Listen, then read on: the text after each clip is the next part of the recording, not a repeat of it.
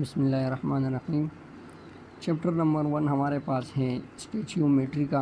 अब स्टोइचियोमेट्री किसे कहते हैं, तो हम कहते हैं कि the branch of chemistry related with calculation based on balanced chemical equation.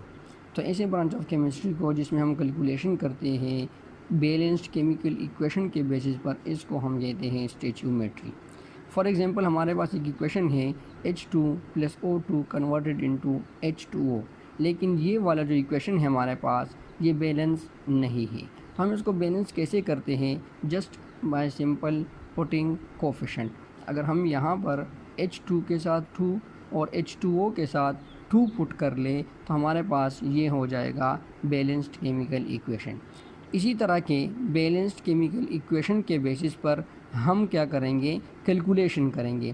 किस तरह? फॉर एग्जांपल अगर मैं बताऊं, हम कहते हैं कि यहाँ पर हम हाइड्रोजन के 2 मोल्स अगर यूज़ करें तो वाटर के हमारे पास 2 मोल्स प्रोड्यूस हो रहे हैं। अगर हम कहें कि अगर हम 2 के बजाय 4 मोल्स ऑफ हाइड्रोजन यूज़ करें तो वाटर के कितने मोल्स प्रोड्यूस होंगे, तो ये हम कैलकुलेट कर सकते हैं इस बैलेंस्ड केमिकल इक्वेशन के बेसिस पर।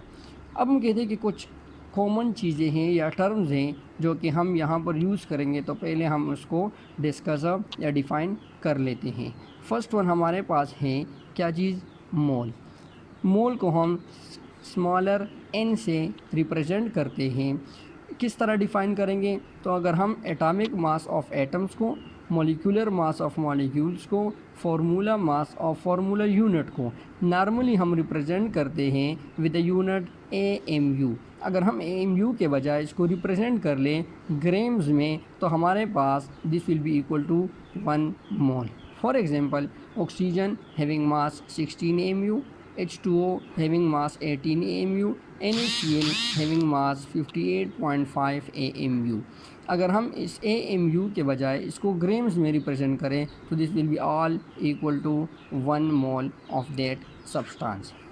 अब मोल्स के हमारे पास कुछ फार्मूलेज हैं जिसमें हम फर्स्ट वन है n number of mole is equal to mass divide by molar mass, n is equal to particles divide by Avogadro number, n is equal to volume divide by molar volume.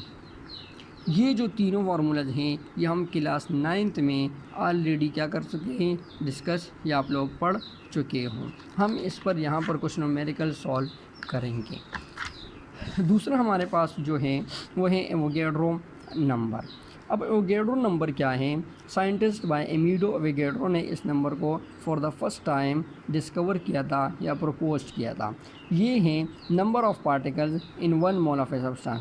अगर आप किसी भी substance का 1 मोल ले लें तो इसमें particles की तादाद को हम कहते हैं एवोगैड्रो नंबर, और इसकी वैल्यू है 6.023 × 10⁻23। अब आते हैं कैलकुलेशन की तरफ। क्योंकि हमने इस ब्रांच ऑफ केमिस्ट्री में इस चैप्टर में कैलकुलेशन से रिलेटेड हैं तो हम कैलकुलेशन किस तरह करते हैं। बुक में इस तरह कुछ ख़ास डिवीज़न नहीं हुई है, लेकिन स्टूडेंट की आसानी के लिए हम इसको डिफरेंट कैटेगरीज़ में डिवाइड कर लेते हैं। फर्स्ट वन हमारे पास है मोल मोल कैलकुलेशन। अब मोल मोल कैलकुलेशन में क्या होगा कि आपका जो गिवन डेटा होगा वो भी मोल्स में गिवन होगा, और आपका जो रिक्वायर्ड डेटा है वो भी किस चीज़ में होगा, मोल्स में। प्रोसीजर इसका क्या होगा? सिंपल रेशो मेथड इसका प्रोसीजर है। यहाँ पर हम कोई फार्मूला वगैरह यूज़ नहीं करते। इस पर हम एग्जांपल अगर सॉल्व कर लें, वही पिछला वाली इक्वेशन ले लें, H2 + O2 form H2O। In above equation if we use 4 moles of hydrogen how many moles of H2 will produce. वही बात जो मैंने पिछले डिस्कस की थी कि अगर हम 2 के बजाय 4 मोल्स ऑफ हाइड्रोजन यूज़ करेंगे तो वाटर के कितने मोल्स प्रोड्यूस होंगे।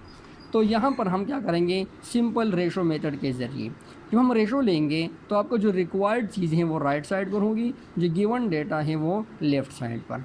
इसमें 4 वैल्यूज़ हैं, 2 हाइड्रोजन के होंगे, 2 वाटर के।